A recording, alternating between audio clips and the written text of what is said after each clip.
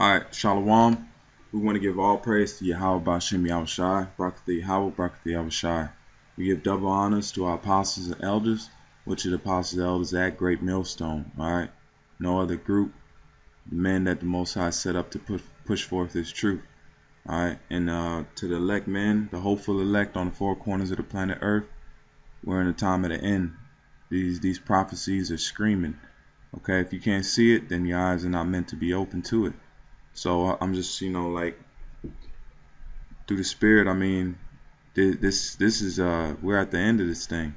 All right, that's why the Most High is having this truth come out on a large scale right now, by way of the elders, the apostles, and the men on down that are drenched in prophecy, man, because that's what's happening. All right. So I'm just going to go into these stories and go into the scripts, and Lord willing, you brothers get edified and you see the times that we're in. This is a story from CCTV, and it's about U.S. and Russian jet clash over Syria.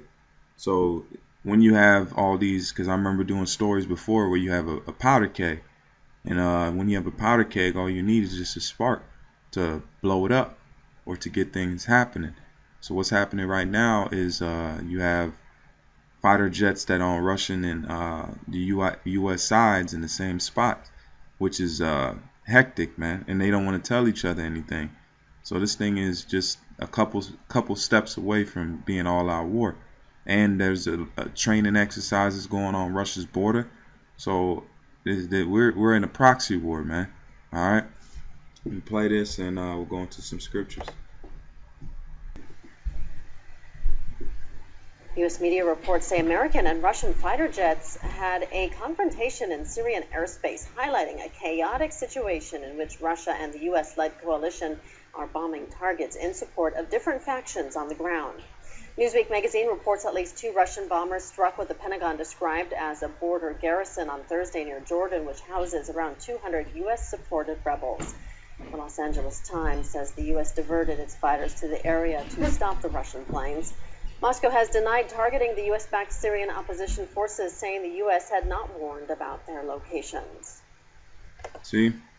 U.S. media. So you got U.S. and Russian jets, man, that are pretty much getting at each other in a roundabout way. So all it's going to take is just some firing upon each other, and this thing's going to crack off. Let me get this. This is because you heard about the Brexit. The Brexit are the Europe that left the EU, man. That's just another prophecy. And Elder Tahar posted a video, a real good video, and Lord willing, I'll post a link, and you brothers go watch that video and see if you haven't seen it already. Breaking news: a stunning and historic vote in Britain. The decision to leave the European Union will have a profound impact on the economic, political, and social fabric of the world. Celebrations erupted overnight as the referendum results came in. It is a massive defeat for British Prime Minister David Cameron, who led the drive to remain in the EU. He announced this morning he will step down later this year. Stock markets in Asia and Europe tumbled after the vote. Britain dropped nearly 5%, Germany almost 7%, and Japan about 8%. Wall Street expects a big loss when it opens this morning, too. We have a team of correspondents on both sides of the Atlantic covering this unfolding story. We begin with Mark Phillips. He's outside the Houses of Parliament in London. Mark, good morning. Good morning. Well, it would be hard to overestimate both the shock and the consequences of this vote. The pound, as you say, has fallen like a rock, its largest ever single-day fall. The stock market has fallen off a cliff. And David Cameron, who led the campaign to stay in and who lost and who staked his whole career on this outcome, is gone. But the British people have made a very clear decision to take a different path. And as such, I think the country requires fresh leadership to take it in this direction. One by one, as the voting districts reported overnight, the shock started to come. People inside Manchester Town Hall cheered as their votes tallied up to leave. The scenes would be repeated across across the country. The opinion polls had suggested a close race and even a narrow victory to stay in the EU. They were wrong. The City of London, the financial markets had bet on an in result as well. They were wrong. Only voters in London and Scotland favored staying. Elsewhere, people wanted out. And David Cameron, thoroughly defeated, felt he had only one option: to go. I will do everything I can as Prime Minister to steady the ship over the coming weeks and months.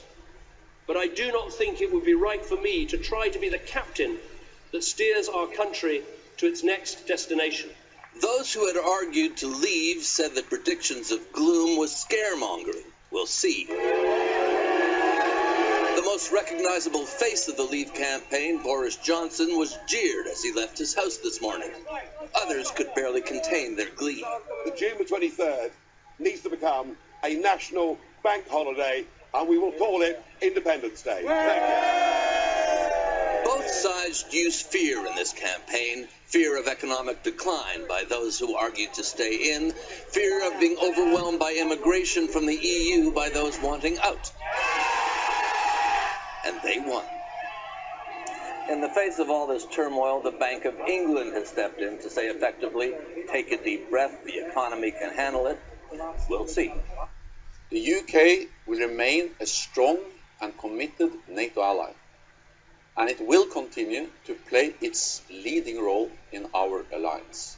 Today, as we face more instability and more uncertainty, NATO is more important than ever as a platform for cooperation among European allies and between Europe and North America.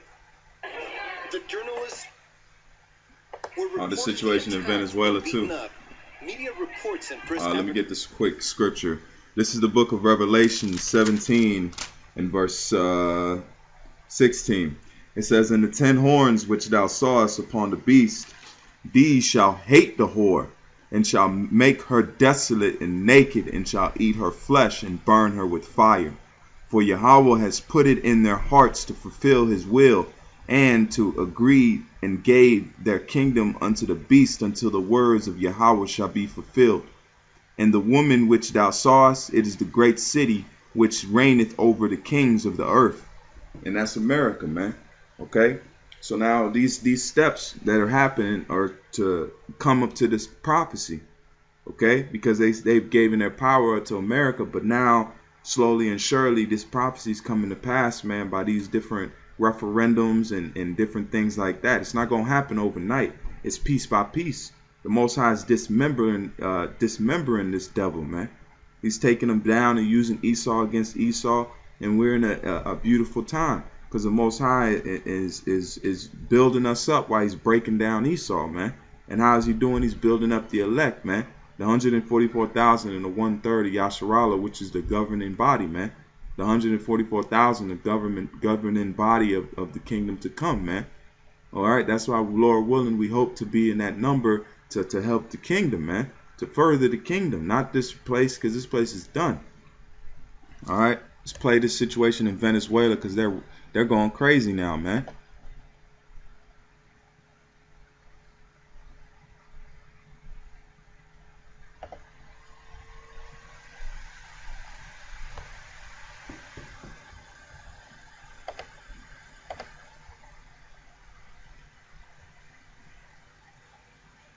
You know what, Lord willing, I'll do that on the next video. This is just another situation, weather update to show, man, hey, the Most High is striking people dead over there in India. Okay?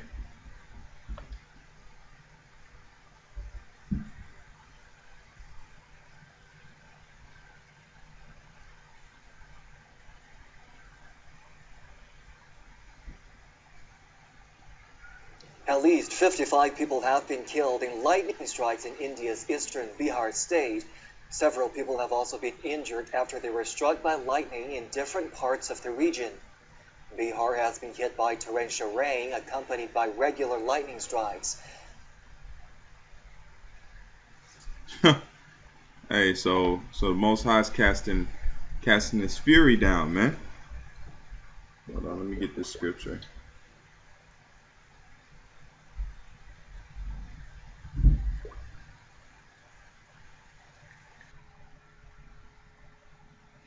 This is to show you that the Most High controls those lightning strikes, man.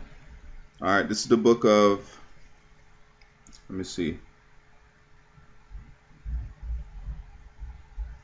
This is the book of Psalm 78 and verse 48.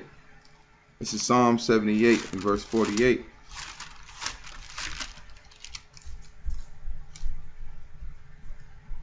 And verse 48. And it says, He gave up their cattle also to hail, and their flocks to hot thunderbolts. He has cast upon the fierceness of his anger, wrath, and indignation, and trouble, by sending evil angels among them. But the main thing was the bolts of lightning, because the Most High has the power to control those things, man. And especially the lightning strikes. Okay? This is also Psalms 97 and verse 4. And it says, this is Psalms 97 and verse 4. Verse 3. A fire goeth before him, and burneth up his enemies round about. His lightning enlightened the world, the earth saw and trembled. See? So the Most High deals with lightning, man, and the powers of nature, because that's, I mean, lightning is a powerful thing, man. It says some of those bolts are however many times hotter than the sun.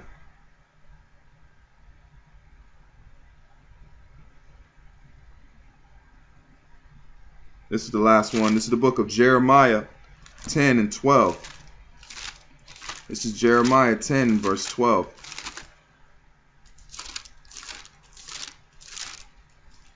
And it says, He has made the earth by his power, he hath established the world by his wisdom, and hath stretched out the heavens by his discretion. When he uttereth his voice, there is a multitude of waters in the heavens, and he causeth the vapors to ascend from the ends of the earth. He maketh lightnings with rain, and bringeth forth the wind out of his treasures. So so the lightning is part of one of the Most High's treasures, man, that he's using to cast on these heathens over there. All right. So let me jump into the next story.